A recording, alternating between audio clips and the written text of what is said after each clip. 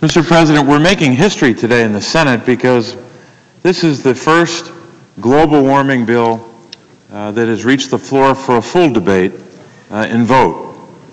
Congress has in the past, as we know, considered symbolic global warming legislation. But this is the first time that we're working on the details, how to create a national policy to slow, stop, and reverse the catastrophic global warming that we see across the world.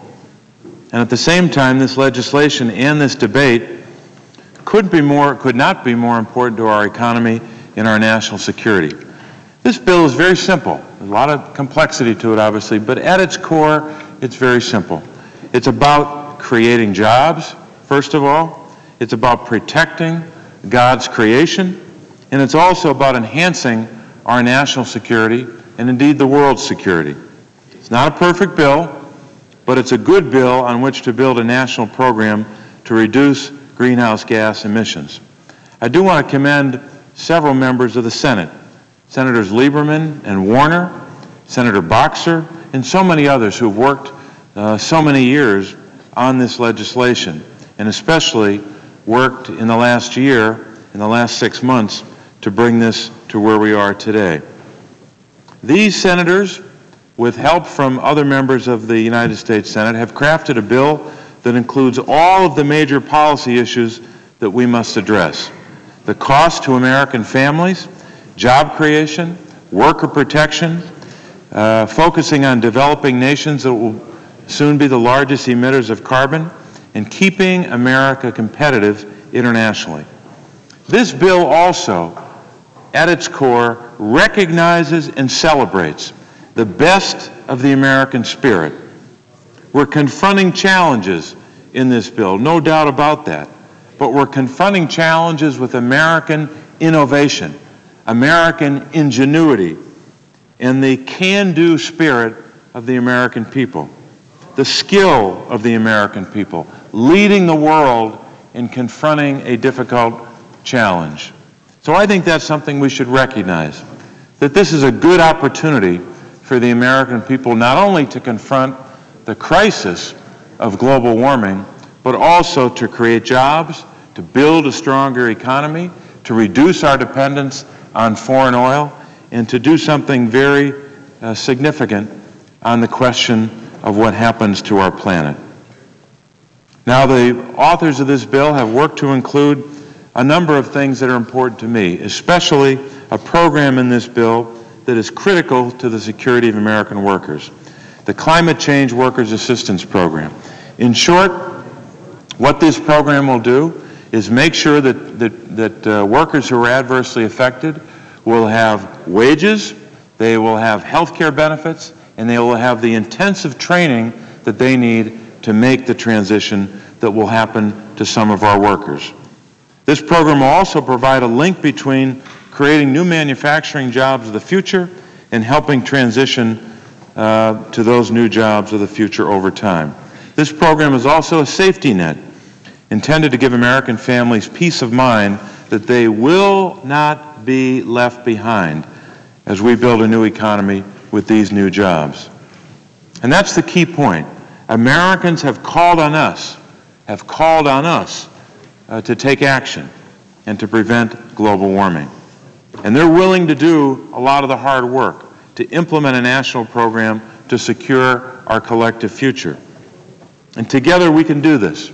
We know we can do this. America has always been able to confront difficult challenges, whether that challenge was a depression or a world war or any challenge presented to us.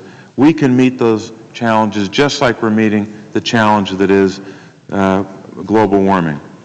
We can stop global warming at the same time that we create a robust new economy that will provide good jobs for our families. Now, there's a lot of talk about costs of this bill, and there's no question that there are costs. But I also worry about the cost to our families. All of us worry about that.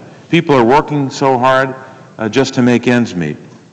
This bill contains programs to directly address these concerns, including a paid-for tax policy to return money to consumers to offset increased costs, and special assistance for states like Pennsylvania, my home state, that rely on manufacturing and coal as a major part of their economy. But to this discussion of cost, I want to add something that opponents of this bill don't talk much about: the cost of inaction, the cost of doing nothing, which many in this chamber apparently believe that we should do. Do nothing, hope that it gets better, and talk about it and talk about it and do nothing and wait for another day. While there's certainly a cost to implementing this legislation, there's also a cost if we sit back and do nothing. Not only will it'll be more expensive to address global warming the longer we wait, we can expect even greater costs in terms of major storms and weather events, increased wildfires, loss of food crops, so many things that we're seeing playing out right before our eyes today in the world. Just last week, a report commissioned by the United States Department of Agriculture acknowledged the impact that global warming could have on crop disasters. We already know what happened when grain crops fail due to drought and flooding in different parts of the globe.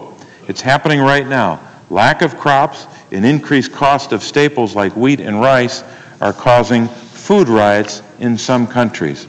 By one estimate, 1/5 of the world's nations are at a food insecurity situation right now as we speak. So this is not just a humanitarian crisis for those people and their countries. This is also a national and international security threat. That threat being food insecurity caused by a number of events and causes, but especially the challenge that we have of global warming, because that's contributing to that food insecurity. Now, to sit back and do nothing about global warming when we see this path ahead of us and have heard the warnings from scientists all over the world would be not just the wrong policy. To do nothing on global warming would, in fact, in my judgment, be immoral. So I support the Climate Security Act, and I'll vote in favor of its passage. Before I give up the floor, I've heard a lot of discussion the last day or so from people criticizing this legislation about a number of parts of the bill they don't like.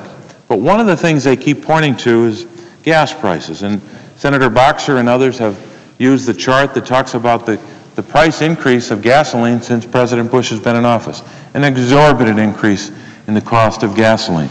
But I have to say, I'd have to ask my friends on the other side of the aisle who keep talking about this bill increasing gas prices. Frankly, it won't do that. Over time, we know from some of the data that's been presented that this will in fact bring down the cost of gasoline.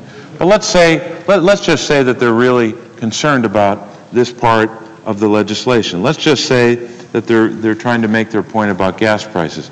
If they're so concerned about gas prices today, why don't they support, as we've tried to push on this side of the aisle, strategies to bring down that cost, or to, at a minimum, to provide some measure of relief to our families? How about a windfall profits tax? People are really worried about gasoline prices.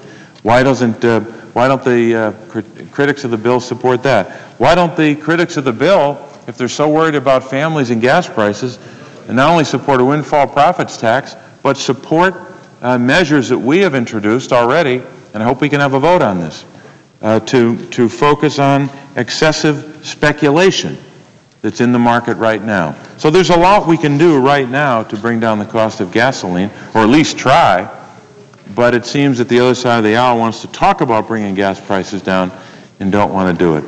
And I think that this Climate Security Act is one way not only to deal with our energy challenges, but to do our best to protect God's creation, to enhance our national security, and to create lots and lots of jobs for our families and for our future. Mr. President, I yield the floor. Who wills time? I yield